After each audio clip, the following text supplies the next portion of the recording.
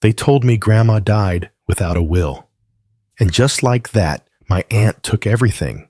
Her house, her jewelry, even the recipes we used to cook together. I was grieving and powerless. But then deep inside Grandma's old cookie jar, I found a yellowed envelope. And what was inside? It didn't just change my life. It exposed everything my aunt tried to hide. If you believe family should never betray family, this story will hit home. Tap like, share your thoughts in the comments, and subscribe for more emotional family revenge stories that reveal the truth behind closed doors. My name is Samantha Brooks. I'm 29 years old, and I work as a pastry chef in a cozy little cafe on the north side of Chicago. I didn't grow up like most kids. My mom died when I was 6, and I never knew who my father was. After the funeral, while everyone else seemed to move on, I just remember standing in the kitchen, staring at the last birthday cake she ever baked me. That's when Grandma took me in. Her name was Evelyn, and to me, she was everything. Not just my grandmother, she was my mother, my best friend, my only real family. She raised me in her warm little 2-bedroom house, filled with the scent of cinnamon and vanilla and the creak of old wooden floors that somehow always made me feel safe. Every morning before school, she'd make me waffles with a smile that said, "You're gonna be okay." Every night, she'd kiss my forehead and say, "We may be a small family baby, but we're a strong one." And I believed her. Because no matter how little we had, we always had each other. Growing up, I spent hours in that kitchen with her. We made everything from apple pies to peach cobbler, her hands always moving with confidence, mine always covered in flour. She taught me to cook not just with skill, but with heart. She used to say food is how we show love when words fall short. That's where my dream of becoming a chef was born. And by the time I turned 25, I had finally saved up enough to enroll in culinary school. Grandma cheered the loudest at my graduation. She even stitched my name into my first chef coat. She was so proud. She called me her legacy. But there was always one shadow in our lives, my Aunt Carol. Carol was my mom's younger sister, beautiful, sharp-tongued, and always a little too interested in money. She never had much to do with Grandma when I was growing up. She lived in the city, married rich, and rarely called, unless she needed something. To me, she felt more like a distant relative than family. Still, Grandma never spoke ill of her. She always said family is family, no matter what, even when Carol borrowed money and never paid it back. Even when she missed birthdays and holidays, Grandma always left the door open. As Grandma got older, she started talking about her wishes, what she wanted for the house, the garden, and for me. I remember her saying, "This home will be yours one day, Sam. I want you to teach kids how to cook here. Maybe open a little bakery with a kitchen classroom just like we dreamed." It meant the world to me. Not just because of the inheritance, but because it meant she believed in my future. When she passed away last fall, it shattered me. She'd been battling pneumonia for weeks, and I was by her side every night at the hospital, holding her hand, whispering stories, hoping she could hear me. The day she left, I felt like I lost my compass. The funeral was quiet, just a few neighbors and close friends. But Carol showed up, dressed in designer black and crocodile tears. She barely spoke to me except to say, "We need to talk about the estate." That's when things started to feel wrong. The day after the funeral, Carol called me over to Grandma's house. No, I hadn't stepped foot inside since we buried her, and just walking through the front gate made my chest tighten. The rose bushes she used to prune were already wilting, and the welcome mat was gone. The house looked like it was holding its breath, waiting. Carol was in the living room, all ready, sorting through boxes. I'm taking care of everything, she said, flipping through photo albums like they were junk mail. Since there's no will, we'll need to clear the place out and get it appraised. I blinked. Wait, no will? Are you sure? Carol gave me that tight little smile I'd seen before. Sweetheart, I've looked everywhere. I spoke to her lawyer. She never finalized anything. That didn't sound like Grandma. She was organized, thoughtful. She'd talked about her will for years. I even remembered her mentioning she had it notarized. I don't understand, I said, my voice catching. She told me. She told you a lot of things, Carol interrupted, already pulling antique teacups off the shelves. But without paperwork, it means nothing. And since I'm the next of kin, she let the sentence hang there like a knife. I couldn't believe what I was hearing. I was still grieving, still waking up in the middle of the night, reaching for my phone to call Grandma. And here, Carol was acting like the house, the furniture, even the memories were hers to take. The worst part, I didn't have proof. No will meant no legal grounds. No legal grounds meant Carol could do whatever she wanted, and she did. Over the next few days, she moved in. Not temporarily, permanently. She started redecorating. Got rid of Grandma's favorite quilt. Sold the antique sewing machine that had been in our family for generations. She even held a yard sale. I watched from my car as strangers walked away with Grandma's rocking chair, her garden tools, her hand-painted dishware, pieces of our life sold for $5 apiece. I felt helpless, angry, but also ashamed. Ashamed that I hadn't pushed harder, that I hadn't found the will, that I'd let her win. One night, I sat outside the house in my car for over an hour, just staring at the kitchen window. I could almost see Grandma standing there, rolling dough with her favorite apron on.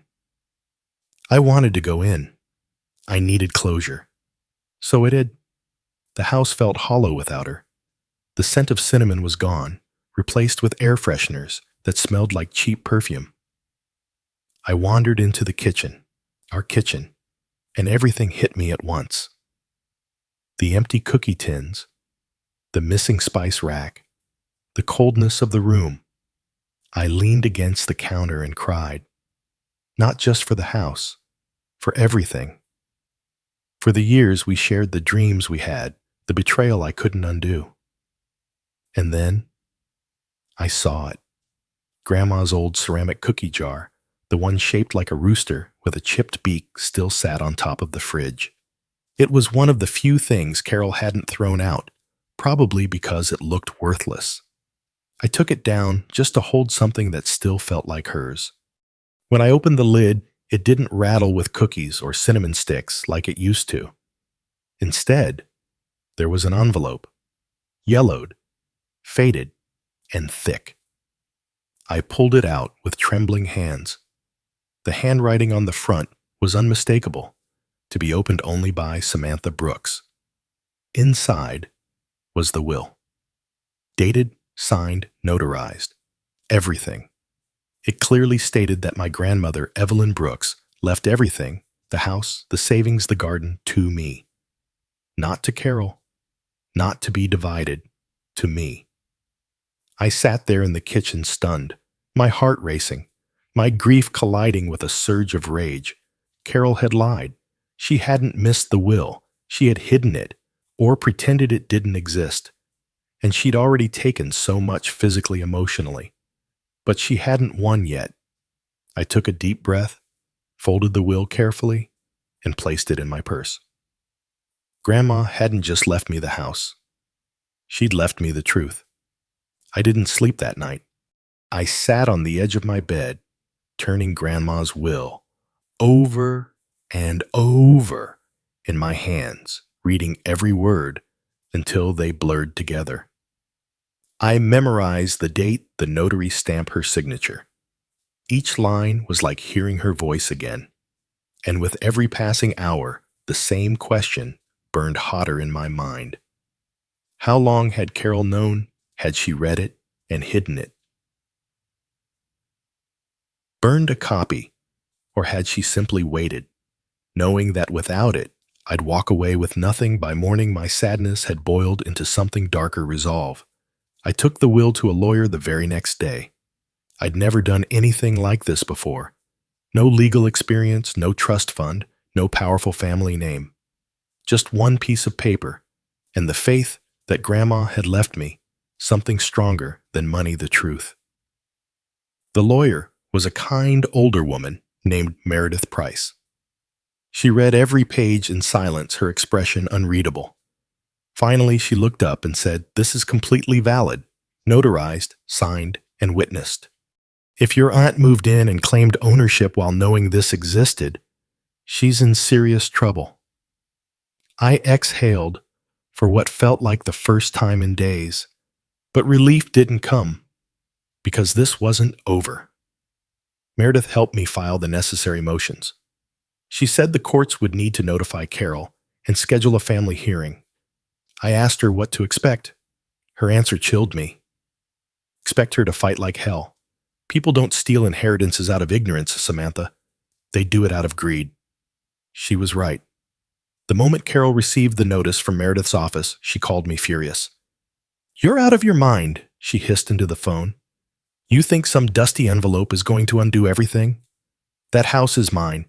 Your grandmother wanted me to have it." I kept my voice steady, though my hands were shaking. Then why did she write my name on the will? Why did she hide it in the cookie jar? Carol laughed, cold, mocking. Maybe because she knew you'd fall apart if you didn't get your way. You always were the needy one. That one sentence, that one bitter, poisoned line, was all I needed to hear. She'd known. She hadn't been confused. She hadn't made a mistake. She had deliberately watched me mourn, then moved in like a vulture and picked apart what was left of Grandma's life. And she still thought she could win. In the days leading up to the hearing, I kept a low profile. I didn't want drama. I didn't want to tell neighbors or friends or people from church. But the tension was everywhere. Carol started spreading rumors that I'd forged the will, that I'd been unstable since Grandma passed. She even told people I'd taken Grandma's pain medication from the house. The betrayal cut deeper than I thought it could. This was someone I used to call Aunt Carol. I remembered her helping braid my hair when I was 8. Now she was painting me as a liar, a thief, a mentally unstable mess trying to steal her inheritance. I tried not to listen. But lies have a way of echoing, especially when you're already fragile. I began second-guessing everything. What if the judge didn't believe me? What if Carol faked another will? What if she knew a loophole? Late one night, I returned to Grandma's house again. I stood in the garden now, dry and neglected. The kitchen window was dark. The rosemary bush she used to tend every Sunday had been ripped out, probably sold or tossed like everything else that had meaning. And suddenly, I wasn't just angry. I was mourning all over again. Not just for Grandma, but for the home we built. The memories erased, the silence that had replaced laughter. I whispered out loud, "I'm trying, Grandma. I swear I'm trying." And in that quiet moment, standing in the broken shell of everything we'd shared, I promised myself, I will not let her steal this from you or from me. The courthouse felt colder than I imagined. Gray walls, stiff benches, and a long, polished table that divided me from the woman who once tucked a birthday card in my backpack when I was 12. Now, she sat across from me in a sleek black suit, her lips pressed into a smug line, as if this were just a formality, a minor inconvenience before she reclaimed her house. She didn't look nervous. She looked prepared. I sat with Meredith at my side, clutching a copy of the will in my lap, like it was the last piece of Grandma I had left. The judge, an older man with silver glasses, entered and called the session to order. What followed felt like a slow unraveling of every nerve I had left. Carol's lawyer spoke first. She claimed there was no concrete evidence that Mrs. Brooks intended the handwritten will to serve as her final testament. He used words like outdated, unofficial, and circumstantial. He even had the audacity to question my integrity, suggesting I could have planted the document or misunderstood its origin. When it was Meredith's turn, she remained calm, methodical. She pointed to the notarized stamp, the witnesses, the dated envelope. She explained how the law in Illinois fully recognized handwritten wills, especially those notarized and properly stored. Then she dropped the line. "I'll never forget, Your Honor. This will was not stored randomly. It was hidden in a ceramic cookie jar, sealed in an envelope addressed to my client." "If this was simply a mistake, why go to such lengths?" Carol scoffed out loud.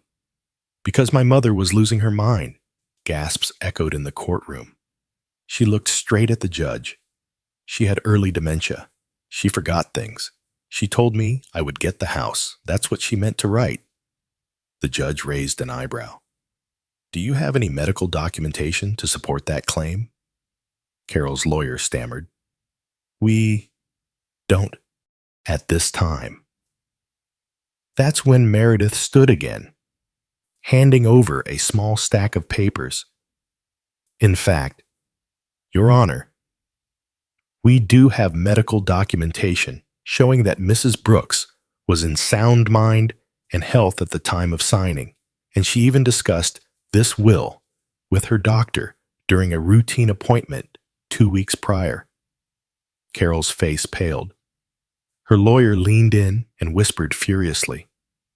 "For a moment, I thought it was over. I thought the truth had finally crushed the lies. But then Carol did what I never expected. She stood up, no permission, no filter, just pure venom. 'You don't deserve that house, Samantha,' she spat.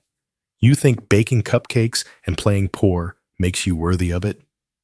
She raised you because she pitied you, because you were pathetic. You're not her legacy, you're her burden.' My heart shattered.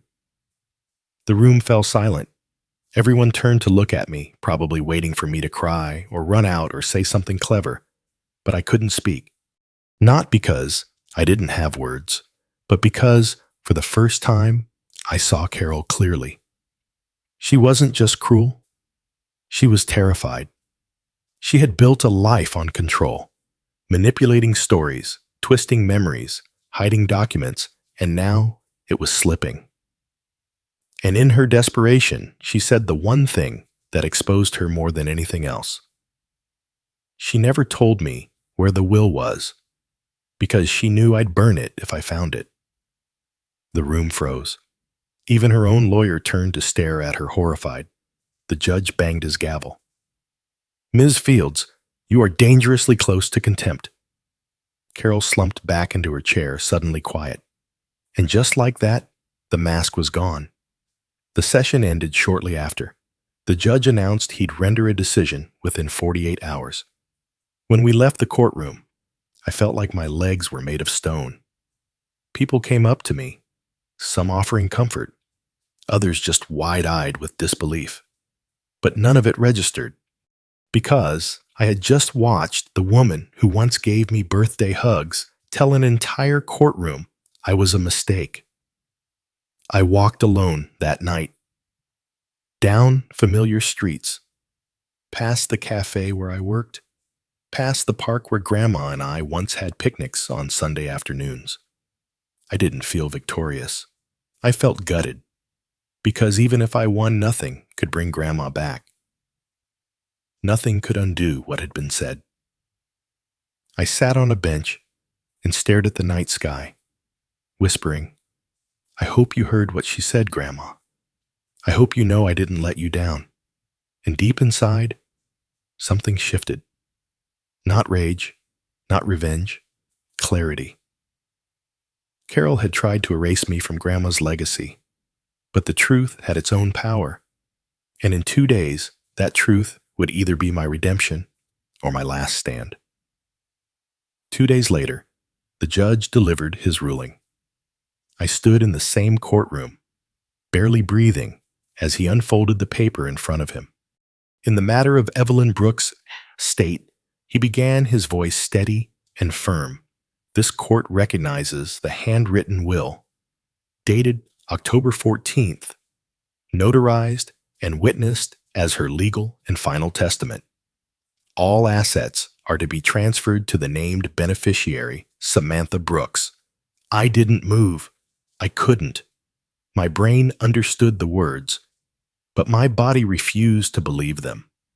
Carol, sitting just feet away, let out a noise somewhere between a scoff and a strangled gasp. Her mouth opened as if to argue, but no sound came out. For the first time, she had nothing left to say. She stormed out of the courtroom, ignoring reporters and questions. Gone was the polished woman in heels and pearls. What remained was someone stripped of her narrative, someone who had gambled everything on a lie and lost. Meredith turned to me with a warm, quiet smile. "You did it," she whispered. But I shook my head. "She did it," I said softly, glancing up, because somehow I truly believed Grandma had guided me the whole way. The next few weeks were overwhelming. Legally, the house was mine now, but emotionally, it still felt like a war zone.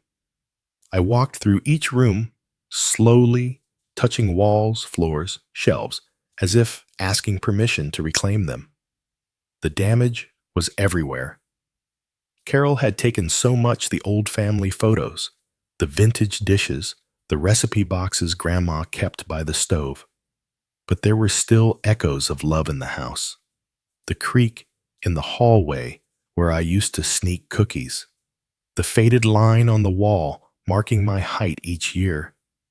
The little cross Grandma hung by the kitchen window. And I realized something important: she hadn't left me a house. She'd left me a mission. So I got to work. With the small amount left in her savings, I renovated the kitchen. Not to modernize it, but to restore it. I repainted the cabinets the same pale yellow Grandma loved. I rehung the copper pans. I found old photos online of vintage recipe cards and started hand copying Grandma's lost dishes from memory.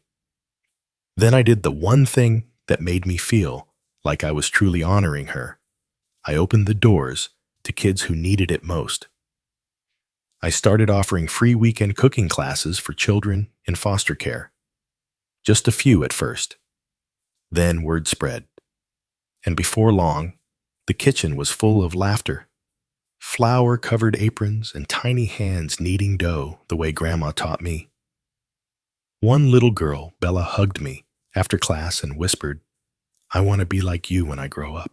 You make people feel safe." I smiled through tears. That was exactly what Grandma had done for me. But karma wasn't quite finished with Carol.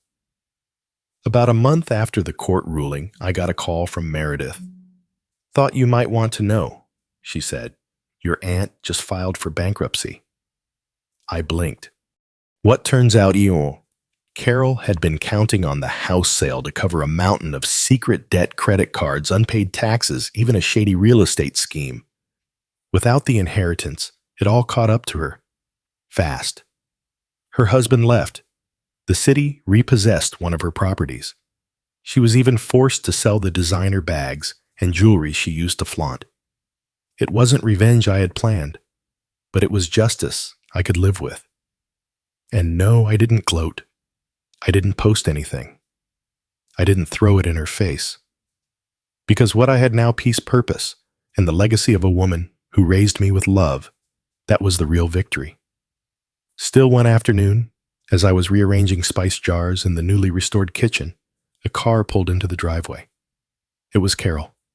She didn't get out.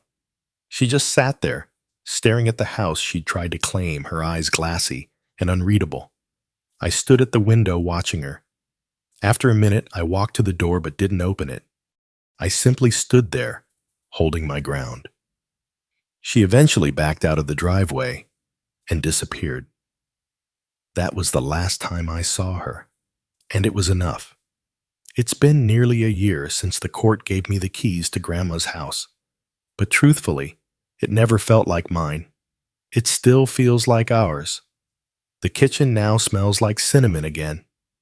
Kids run in and out with giggles and frosting on their cheeks. There's always a pie cooling on the windowsill, just like Grandma used to do. And sometimes, when I'm alone after class, I swear I can still hear her hum those old gospel songs as she wiped the counters clean. People in the neighborhood started calling it Evelyn's kitchen. They say it feels like walking into someone's heart. I think that's the best kind of legacy anyone can leave. As for Carol, I don't hate her. I don't forgive her either, but I've stopped letting her live in my mind. She tried to erase me from Grandma's story. Instead, she only made my place in it permanent. One Saturday morning, as I was organizing flower jars with one of my students, he looked up at me and said, "Miss Brooks, your grandma must have loved you so much." I smiled and nodded. Yeah, she really, really did. He went back to stirring cookie dough, and I looked around the room at the chipped rooster cookie jar on the shelf, the sunlight spilling across the counter. The walls once filled with sorrow, now painted with joy. And I realized something. She didn't just leave me a house. She left me a home worth fighting for, and I will keep it warm for her, for me, and for every little soul who walks through that door hungry for more than just food. Because love, real love, never dies. It just finds a new way to shine.